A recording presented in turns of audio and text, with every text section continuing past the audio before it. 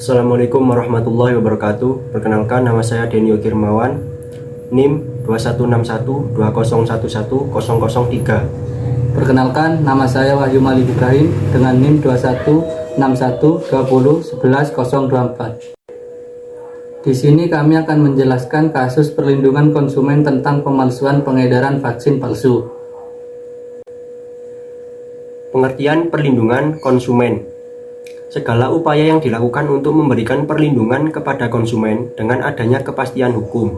Konsumen, setiap orang yang memakai barang atau jasa yang tersedia dalam masyarakat, baik untuk kepentingan sendiri, keluarga, orang lain, maupun makhluk hidup yang lain, dan tidak untuk diperdagangkan.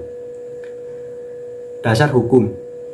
Untuk dasar hukumnya ada dua, yaitu Undang-Undang Dasar 1945 dan Undang-Undang Perlindungan Konsumen Nomor 8 Tahun 1999. Deskripsi kasus: kejahatan yang dilakukan para pelaku pemalsuan dan pengedaran vaksin palsu yang menimbulkan kegaduhan dalam masyarakat ini tidak hanya terkait dengan tindakan penipuan dan pemalsuan, terutama pemalsuan merek, namun juga melanggar Undang-Undang Perlindungan Konsumen.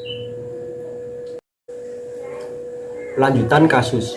Dalam kasus vaksin palsu, tidak semata-mata terjadi antara konsumen dengan penyedia produk farmasi atau pelaku usaha, tetapi juga melibatkan pihak rumah sakit yang menjadi kepanjangan tangan pelaku usaha sediaan farmasi tersebut. Lanjutan kasus. Lebih lanjut terkait dengan jasa pengobatan dan vaksinasi, juga melibatkan para tenaga kesehatan, yakni dokter dan perawat yang memberikan jasa vaksinasi menggunakan produk-produk sediaan farmasi tertentu.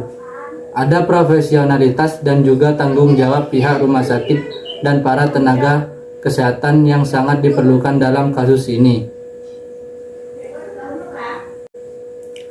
Analisis kasus.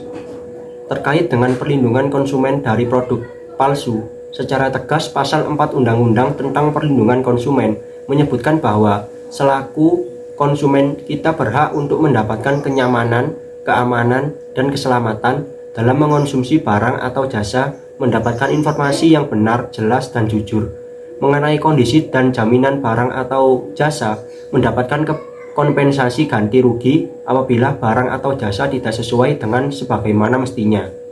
Bagi para pelaku usaha bidang persediaan farmasi, ketentuan pasal larangan dalam Undang-Undang tentang Perlindungan Konsumen berlaku secara lebih tegas dan dikenai sanksi apabila terjadi pelanggaran terhadap ketentuan tersebut.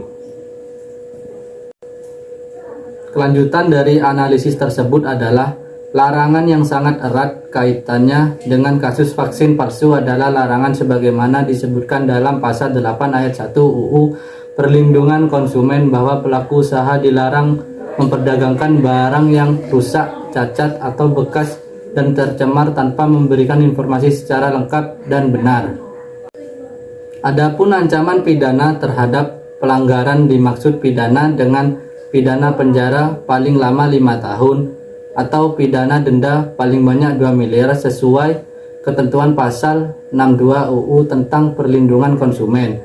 Selain itu, pada ayat 3 pasal 62 ditegaskan bahwa sikap pelanggaran yang dilakukan mengakibatkan luka berat, sakit, cacat, tetap atau kematian diberlakukan ketentuan pidana yang berlaku.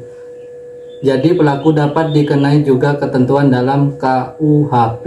Dapat disimpulkan bahwa solusi untuk kasus tersebut adalah dalam hal kasus vaksin palsu, sebagai hasil dari pengawasan di mana terdapat temuan vaksin-vaksin palsu beredar dan telah digunakan dalam proses vaksinasi dalam beberapa tahun ke belakang, maka Menteri Perdagangan dan Menteri Kesehatan sesuai dengan amanat Undang-Undang tentang Perlindungan Konsumen wajib melakukan tindakan nyata sebagai bentuk tanggung jawab atas kejadian tersebut.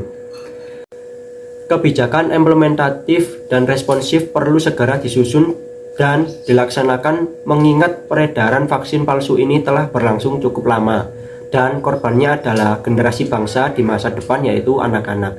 Hak utama konsumen yang perlu segera dipulihkan adalah hak untuk mendapatkan kompensasi ganti rugi atau penggantian atas vaksin palsu yang telah digunakan. Sekian sedikit analisis kasus dari kami. Kurang lebihnya mohon maaf. Wassalamualaikum warahmatullahi wabarakatuh.